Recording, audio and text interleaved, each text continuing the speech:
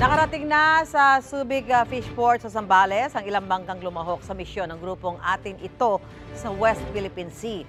Matagumpay silang nakapag-abot ng tulong sa mga mangingisdang Pinoy kahit may nakabantay ng mga barko ng China. May unang balita si Joseph Morong.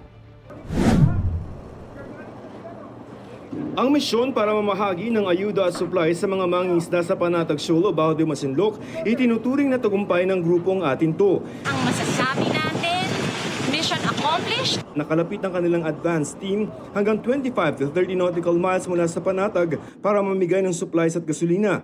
Bagaman nakapaligid ang mga barko ng China Coast Guard at Chinese Navy, lumapit pa raw ang Chinese Navy ng hanggang 200 metro sa maliit na bangka. Isang China Coast Guard vessel na lamang ang nagmamasid pero kalaunan ay bumalik na rin ang dalawa pa. Ang barkong yan ng China Coast Guard ay isa doon sa 3 na Chinese Coast Guard vessel na nakabuntot dito sa grupo ng Atin Ito at sa BRP Bagakay ng Philippine Coast Guard. Yan ay bahagi ng unang layer ng blockade o pangharang para dito sa misyon na ito dito sa West Philippine Sea. Pero bukod dyan, may nakita rin tayo na barko ng Chinese Navy. Nakapamigay naman ng mga supply ang grupo sa mga mangingisdang pumalaot sa lugar. Di na sila dumiretso papuntang Panatag Shoal dahil naisagawa naman daw nila ang misyong magbigay tulong sa mga mangingisdang Pinoy.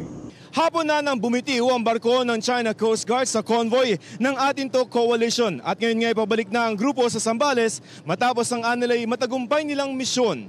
Ito ang unang balita. Joseph Morong para sa GMA Integrated News. Mga kapuso, para una ka sa mga balita, mag-subscribe sa GMA Integrated News sa YouTube. Sa mga kapuso abroad, subaybayan niyo po kami sa GMA Pinoy TV at sa www.gmanews.tv.